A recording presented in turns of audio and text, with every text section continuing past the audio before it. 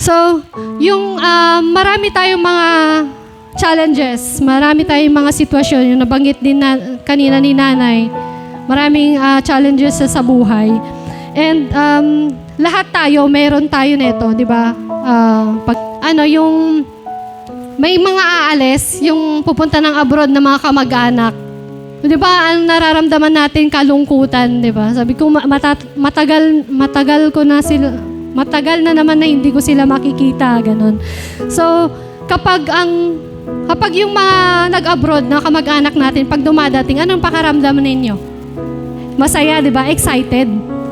So, kung tayo, na-excite tayo or nagiging masaya tayo na dumadating or hindi man nag-abroad na sa ibang lugar man or pupunta sa bahay nyo, syempre yung di ba, magiging masaya po tayo kapag dumadating po sila.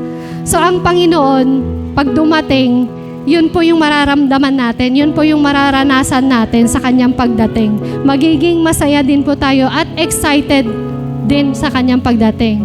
Ngayon, tatanungin ko kayo, excited po ba kayong dumating ang Panginoon? Or baka sabihin natin, Lord, wag muna. Meron pa akong di nagagawa. Lord, teka lang, yung mga anak ko di pa tapos mag-aral. Lord, di pa ako nakakapag-bar, di pa ako yung party-party. Di ko pa naranasan sa buong buhay ko, experience ko muna. Dumating ang Lord. Isa ka sa five unwise virgin.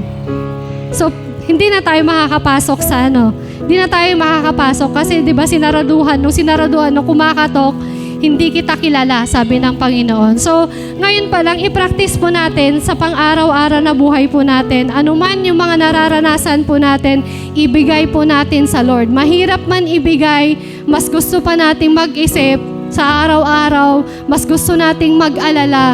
Pero ang sabi ng Lord, magalak ka sa piling ng Panginoon. Mamuhay ka sa presensya ng Panginoon at magpasalamat ka lagi. So lagi po natin ipag-pray, lagi po tayong dumulog sa trono ng Panginoon. Ano man yung mga problema natin na sa school, hirap man yung mga projects or assignments na binibigay sa iyo, pasalamat mo sa Panginoon pa rin yan.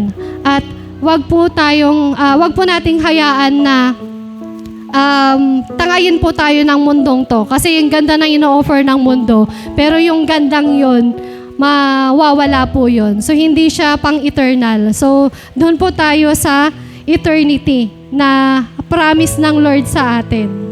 So, di ba sabi nga sa kanta kanina yung The Healer, hawak ng Lord yung mundo.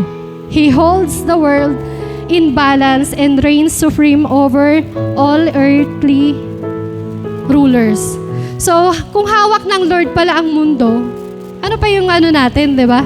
Ano pa yung magiging problema natin? So, lahat ng nangyayari sa atin, malungkot man tayo, ano man pinagdadaanan po natin, yung nahihirapan man tayo, tandaan po natin, inaalaw ng Lord yung mga ganong bagay sa buhay natin para makita yung kaluwalhatian ng Lord. Kasi magtataka yung iba, bakit ito hirap na sa buhay, nagpapasalamat pa rin. Diba? Yun yung kaluwalhatian ng Lord, makikita sa buhay natin. So, dito, mag-practice po tayo na parang kasama na natin ang Lord, na nakakausap natin talaga ang Lord face to face kasi yun po yung magiging future po natin pagdating ng Lord. The more we come closer to God, the peace grows in our hearts and mind. So kapag lagi po tayong nasa presensya ng Panginoon, yung peace nag-grow po siya para siyang seed na nadidiligan, ang Lord ang nag-aalaga nun. So, isa po siya sa fruit of the Holy Spirit. And yun po, ibibigay sa atin ng Lord yung peace na yon at lalaki siya at lalago po siya sa puso ng bawat isa. Yung peace na yon na kahit na ano man yung pagsubok natin, hindi mo na siya alalahanin kasi binigay mo na yon sa Lord. So Lord, the Lord wants us to live in peace. Kasi 'di ba si Jesus is the Prince of Peace. So, ayun yung mensahe ng Christmas. He is the real meaning of Christmas because He came to be born, to live and die for us. para bigyan po tayo ng kapayapaan. Kasi kung hindi dumating ang Panginoon, wala po tayong inaasahan ngayon. Kung hindi po binigay ng Lord ang peace na yon, hindi binigay ng Diyos Ama si Jesus sa atin, at hindi pumayag si Jesus na isakripisyo niya yung kanyang buhay para sa atin, wala po tayong Christmas na celebrate.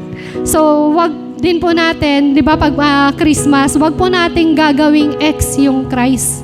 Kasi lagi pong Christ mas dapat. Kasama lagi natin ang Lord. Di ba, kailan ba tayo nagbibigay? Di ba madalas every December lang pag malapit na ang Christmas.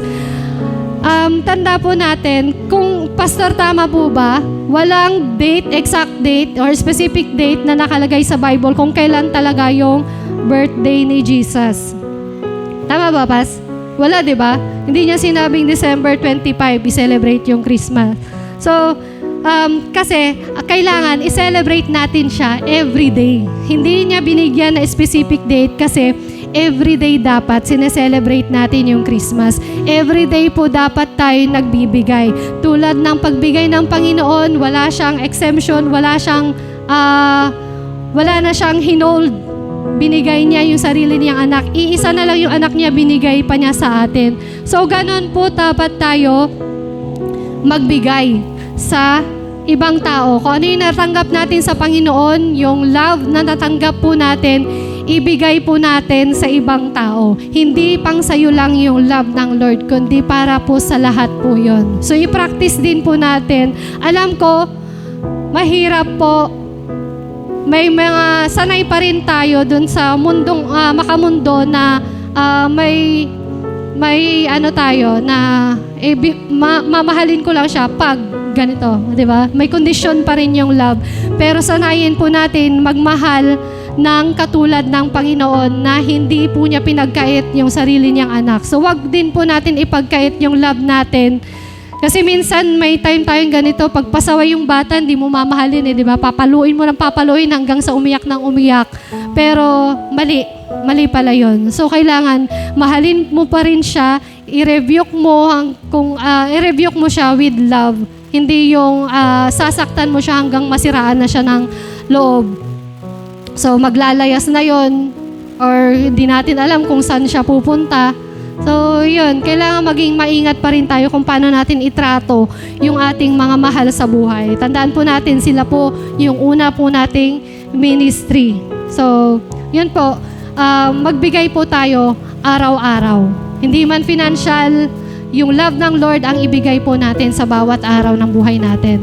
Kung nakakainis man siya, gusto mong bungangaan na lang ng bungangaan, sabihin mo, tutulungan ka ng Lord. Hindi mo kaya, pero tutulungan ka ng Lord. Sabi nga, di ba, pwede tayo makipag-communicate sa Kanya araw-araw. Anumang oras, pwede nating hingin sa Kanya kung ano yung pangangailangan po natin. So, we just pray. Ipag-pray lang natin sa Kanya at pasalamatan natin siya dahil ibibigay niya kung ano man yung katugunan ng ating mga dalangin.